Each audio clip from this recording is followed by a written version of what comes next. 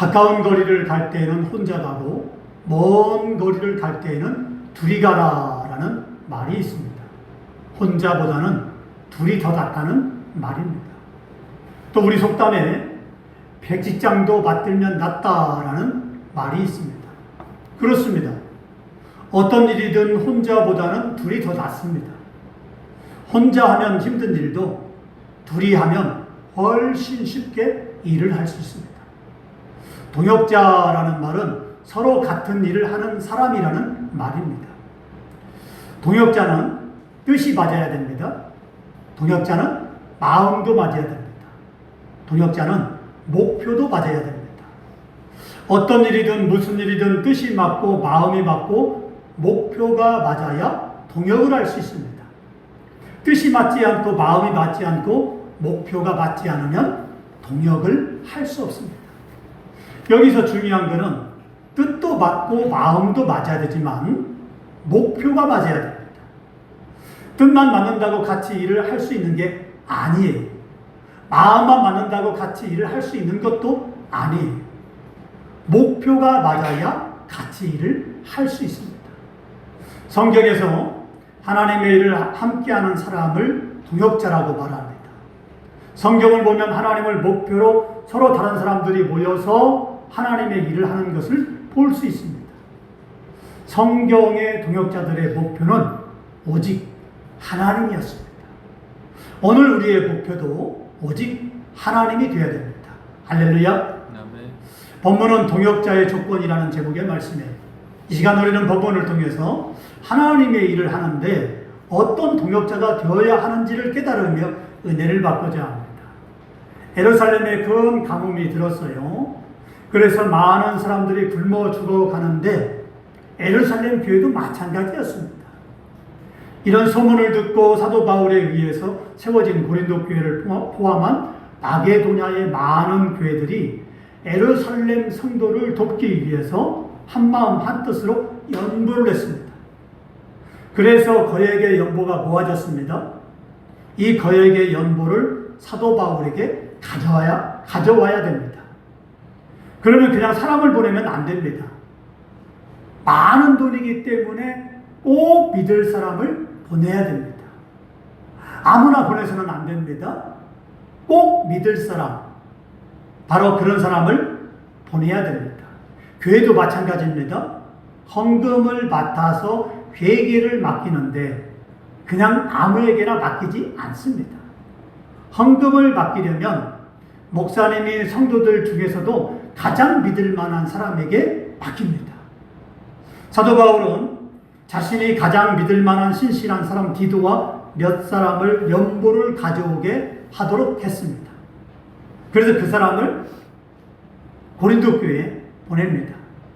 이 사람들은 사도 바울에게 있어서 동역자가 된 셈입니다. 자, 이렇게 하나님의 일을 하는 사람을 동역자라고 말합니다. 하나님의 일에는 반드시 동역자가 필요합니다. 하나님의 일을 맡아서 하는 동역자는 일을 할 수 있는 능력도 중요하지만 경건해야 됩니다. 그리고 순종을 잘해야 됩니다. 일을 할 수 있는 능력이 아무리 뛰어나도 경건하지 못하고 순종하지 못하면 하나님의 일을 같이 동역할 수 없습니다. 이런 면에서 디도는 사도 바울에게 있어서 아주 훌륭한 동역자였습니다. 오늘 본문은 디도라는 사람이 어떤 사람인지를 잘 말해주고 있습니다. 16절, 17절, 23절은 이렇게 말씀합니다.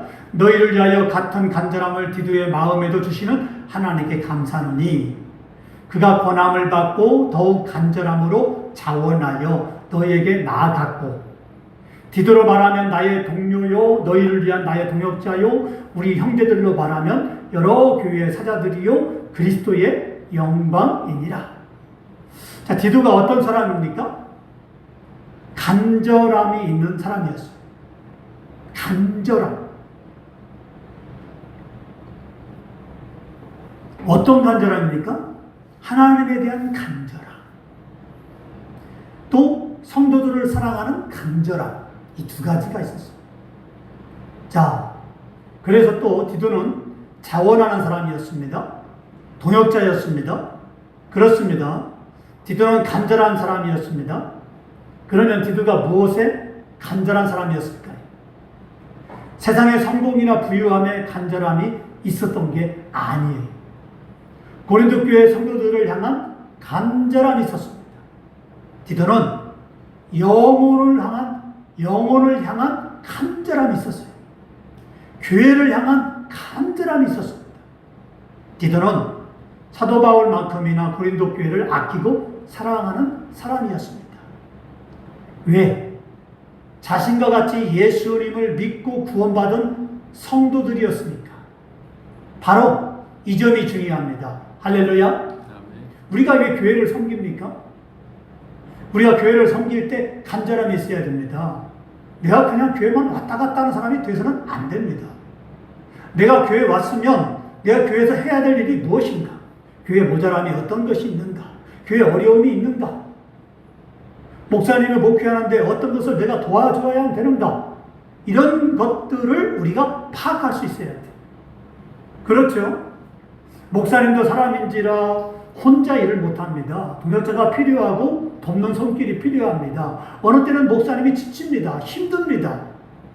그래서 목사님도 사람이기 때문에 어느 때는 낙심도 하고 힘든 경우가 있습니다. 그럴 때 믿음 있는 성도들이 목사님께 힘이 되고 위로해주고 그렇게 할 때 얼마나 힘이 날까요? 다시 힘을 냅니다. 그렇습니다. 우리는 서로 그렇게 해야 됩니다. 그래서 교회에 대한 간절함, 성도들에 대한 간절함이 있어야 됩니다.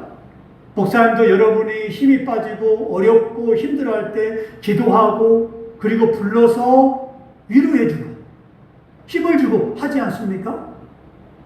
집사님 힘을 내야 됩니다. 요즘 어렵죠? 힘을 내세요. 기도하고 있습니다. 그런 카톡을 받을 때, 그런 메시지를 받을 때 여러분이 얼마나 힘이 납니까? 야, 내가 이렇게 어려워했는데 또 아무 말도 하지 않았는데 목사님이 어떻게 알고 나에게 어려움을 있는 것을 말씀을 합니다. 그리고 기도해 줍니다. 얼마나 힘이 납니까? 야, 내가 말씀도 안 드렸는데 어떻게 목사님이 알았을까? 애기지 않는 그런 위로, 그런 권면, 그런 힘, 얼마나 힘이 납니까? 이야, 우리 목사님이 최고구나. 야, 정말 목사님이 내게 이렇게 말씀해 주니까 얼마나 위로가 되는지 모른다. 다 힘이 나지 않습니까? 바로 그렇습니다. 이런 점이 중요합니다. 우리가 바로 그런 디도 같은 신앙을 가져야 됩니다. 그래서 교회에 대해서 간절함이 있어야 되고 성도들을 향해서 간절함이 있어야 되고 목사님을 향해서 간절함이 있어야 돼요. 바로 그럴 때 우리가 서로 힘이 되고 동역할 수 있는 거예요. 나만 먹고 살기 위해서 바쁘고 힘들고 어렵고 그래서 나만 어렵고 나만 힘들고 이렇게 생각해서는 안 됩니다.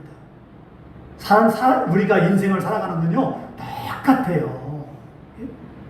믿음으로 웃는 것뿐이죠. 아무 일 없는 내색을 하지 않기 때문에 그러죠. 똑같습니다. 어떤 사람은 정신적으로 힘들고 어떤 사람은 물질적으로 힘들고 어떤 사람은 육체적으로 힘들고 말은 안 했을 뿐이지 다 힘들고 어려운 문제가 굉장히 많습니다. 나만 어려운 게 아니에요.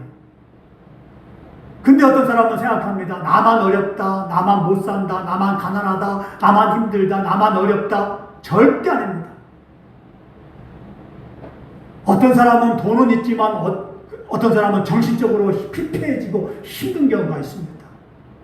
어떤 사람은 돈은 없지만 어떤 사람은 정신적으로 건강하지만 또 어떤 사람은 물질적으로 어려운 사람이 있습니다. 이렇게 각자 다 여러 가지 모양으로 어려운 경우가 있어요. 그렇기 때문에 나만 어렵다고 생각해서는 안 됩니다. 그럼 우리는 어떻게 해야 됩니까? 서로가 짝을 맞추듯이 우리가 도와줘야 돼요.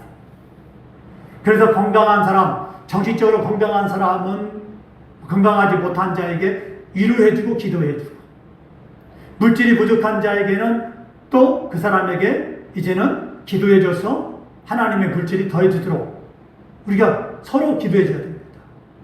여러 가지 모양으로 우리가 같이 이야기하고 같이 어려움을 나누고 같이 기도해주고 집사님 힘내라고 성도님 힘내라고 이렇게 같이 그 아픔을 나눠주고 기도할 때 바로 그 속에 놀라운 은혜가 있는 것이에요. 그게 동역자예요. 바로 그렇게 해야 됩니다. 또 누군가의 또 우리가 기도 부탁을 하고 할 수 있어야 됩니다. 어떤 사람은요, 기도 부탁도 안 해요.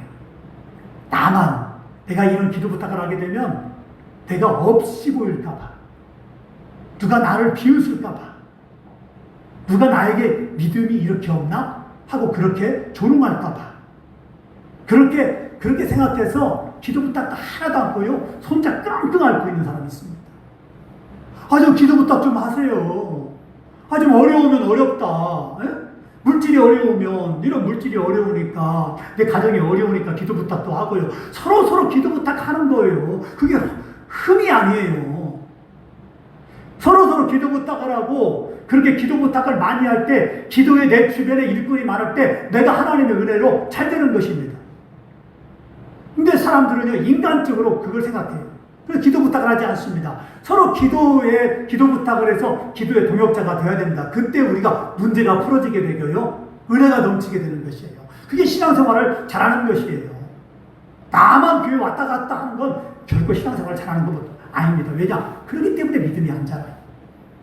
나만, 내 문제만 나만 가지고 있어요. 그런다고 내가 기도합니까? 기도도 않잖아요.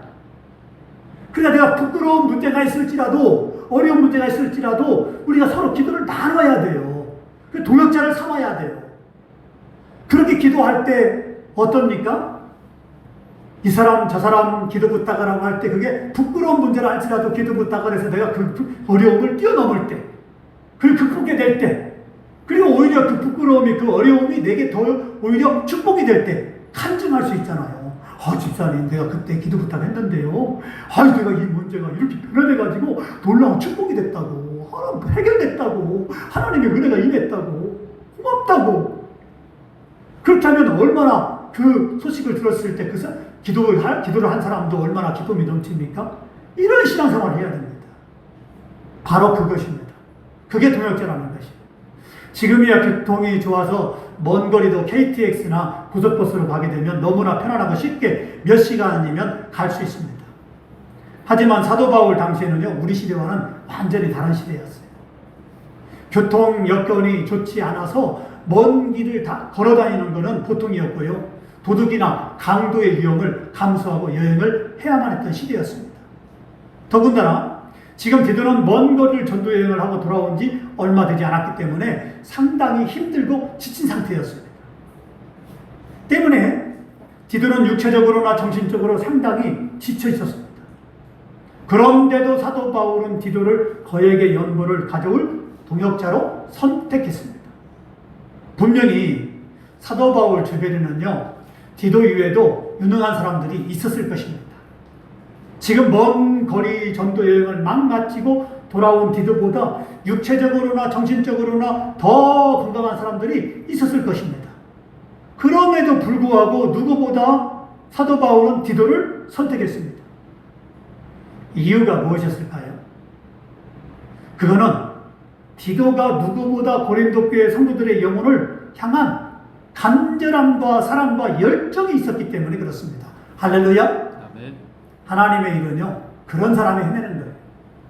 교회를 향한 간절함, 그리고 교회를 사랑하고 교회를 열정적으로 세우려고 하는 사람, 바로 그런 사람이죠.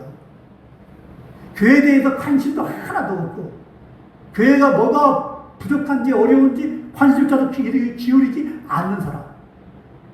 어떤 사람은 이렇게 헌금한 사람도 있어요. 하나님, 교회에 이런 것이 필요한데요, 이걸 채워지기를 원합니다. 목사님조차도 그걸 몰랐는데 그렇게 헌금하는 사람도 있더라고요. 그렇지 않습니까? 그래서 교회 오면은 둘러보는 거예요. 뭐가 필요하나? 어떤 게 부족하나? 그런 사람은 성도들을 향해서도 그 사람은 관심이 있습니다. 이렇게 보고, 이제 어떤 사람이 이제 얼굴색이 이렇게 안 좋으면 불러다가 커피 한 잔 마시면서 물어봅니다. 집사님, 왜 그래요? 뭔 일 있어? 왜 그래요? 얼굴빛이 왜 이래? 그러면 다 이야기를 하죠. 그 기도 제목인 거예요. 그렇게 부탁하는 거예요. 알았어. 내가 들었으니까 내 기도할 테니까 힘내. 어려워하지 마. 우리는 하나님이 계시잖아. 우리 인간의 힘으로는 안 되지만 하나님은 우리를 도와주잖아. 걱정하지 마. 같이 기도하면 돼. 알았어? 얼마나 힘이 됩니까? 그 위로가 별거 아니겠지만은요, 그 사람에게는 큰 힘이 되는 거예요. 그래서 그때 왔을 때에는 걱정하는 마음으로 왔지만 돌아갈 때에는 힘을 얻고 돌아갑니다. 바로 그겁니다. 하나님은 어떤 사람을 하나님의 일꾼으로 부르실까요? 하나님은 하나님의 일꾼을 부르실 때 기준이 무엇일까요? 많이 배운 학식일까요? 돈 많은 경제력일까요? 말을 잘하는 언변일까요? 아니면 어떤 인간적인 외적인 조건일까요? 만일 이랬다면 언변이 둔했던 모세는 부름받지 못했을 것입니다. 이세 아들 막내 아들 다윗도 왕으로 택함받지 못했을 것입니다. 왜냐? 어리기 때문에. 겁이 많아 연약한 기드온도 여자인 드보라도 사사로 택함받지 못했을 것입니다. 그렇다면 하나님은 사람의 무엇을 보시고 하나님의 일꾼으로 부르시는 것일까요? 하나님은 외모가 아닌 중심을 보십니다. 사무엘상 16장 7절은 이렇게 말씀합니다. 여호와께서 사무엘에게 이르시되 그의 용모와 키를 보지 말라. 내가 이미 그를 버렸노라. 내가 보는 것은 사람과 같지 아니하니 사람은 외모를 보거니와 나 여호와는 중심을 보느니라 하시더라. 아멘. 하나님 뭘 본다고 그랬어요? 외모가 아니라 중심을 보십니다. 그렇습니다. 하나님은 하나님을 향한 사모하는 마음과 다른 영혼을 사랑하는 마음을 가진 자를 하나님의 일꾼으로 부르시고 이런 기준으로 사람을 택하여 세우십니다. 두 가지입니다. 하나님을 간절히 사모하는 마음, 그리고 성도들을 간절히 사모하는 마음. 이런 사람이 일꾼이에요. 이런 기준으로 사람을 택하여 하나님은 세우십니다. 하나님을 위해서라면 자신의 생명도 기꺼이 드릴 수 있는 사람, 다른 사람의 영혼을 구원할 수 있다면 자신의 목숨도 기꺼이 버릴 수 있는 충성된 사람을 하나님은 하나님의 일꾼으로 선택하고 세우십니다. 바로 이런 충성된 일꾼이 저와 여러분 되기를 주의 이름으로 축원합니다. 할렐루야. 잠언서 25장 13절은 이렇게 말씀합니다. 충성된 사자는 그를 보낸 이에게 마치 추수하는 날에 얼음 같아서 능히 그 주인의 마음을 시원하게 하느니라. 누가 주인의 마음을 시원하게 한다겠습니까? 충성된 사람. 그러니까 하나님도 하나님의 일에 충성되게 쓰임받는 사람, 바로 그런 사람을 하나님 마음을 시원하게 하는 것이죠. 그래서 교회를 위해서, 성도들을 위해서, 그리고 하나님을 위해서 충성하는 사람, 이런 충성하는 사람은 행동이 다르죠. 마음이 다릅니다. 그렇죠? 신앙생활이 다릅니다. 왜? 주님을 간절히 사모하니까. 그리고 충성된 일꾼이니까. 자신은 힘들더라도, 자신은 어렵더라도 주님을 위해서 수고하는 사람, 그리고 아끼지 않은 사람, 충성하는 사람, 이런 사람을 하나님은 귀하게 세우시죠. 그리고 하나님의 일을 맡기시죠. 그럼 하나님은 하나님의 일을 맡깁니까? 하나님의 일만 맡깁니까? 그래, 내가 구원했으니까, 너는 구원받았으니까, 내가 십자가로 구원했으니까 너는 하나님의 일을 하는 게 당연해. 하나님이 그렇게 하십니까? 아니죠. 하나님은요, 하나님의 일을 맡기면 그에 따른 보상을 주십니다. 놀라운 축복을 주십니다. 우리 주보에도 나와 있지 않습니까? 뭐라고 나옵니까? 자, 이렇게 말씀하고 있습니다. 잠언서 22장 4절에 보면 겸손과 여호와를 경외함의 보상은 재물과 영광과 생명이니라. 그러니까 하나님을 경외하고 잘 섬기면 그 보상으로 하나님은 재물, 영광, 생명을 주십니다. 첫 번째가 재물을 주십니다. 하나님이 많은 풍부한 물질을 주십니다. 부자로 잘 살게 하십니다. 그러니까 하나님을 잘 섬기세요. 하나님을 잘 섬기고 충성하면 하나님은 그 사람을 보상을 주는데 많은 돈을 주십니다. 부자로 잘 살게 하십니다. 그게 약속이에요. 이 약속을 믿고 하나님께 충성해 보세요. 하나님을 기쁘게 해보세요. 하나님 마음을 시원하게 해보세요. 그럼 놀라운 역사가 여러분의 가정에, 여러분의 삶 가운데 있을 줄로 믿습니다. 할렐루야. 아멘. 내가 부자로 잘 살기 위해서 하나님의 일을 등한히 하지 말고 신앙생활을 게을리 하지 말고 바꾸세요. 순서를. 내가 하나님의 영광을 위해서 열심히 충성하게 되면 하나님은 내게 부유함을 주십니다. 축복을 주십니다. 그러니까 하나님을 잘 섬긴 사람 치고 부유하게 살지 못한 사람이 없어요.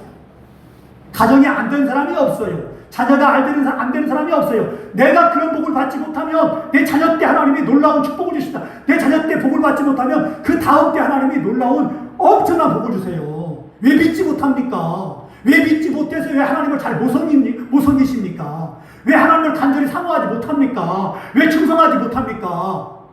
믿지 못하기 때문에 그러는 거예요.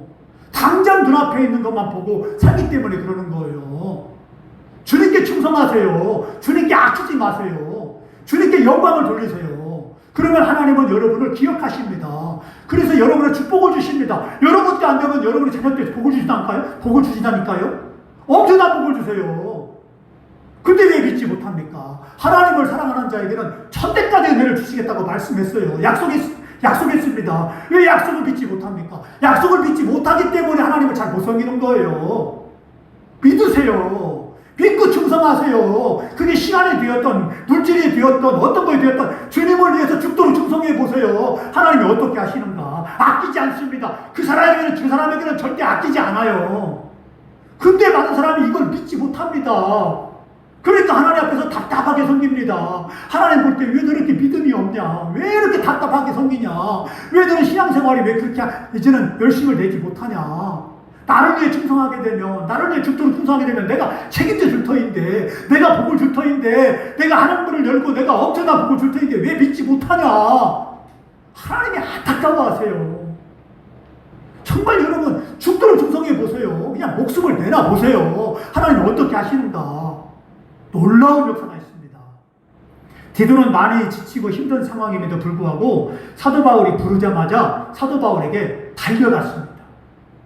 사도 바울이 디도에게 예루살렘 교회 성도들을 위해 고린도 교회에 가서 연보를 모금해야 한다라고 말하자 마치 기다렸다는 듯이 흔쾌히 아멘했습니다. 지금 디도는요 지쳐 있어요.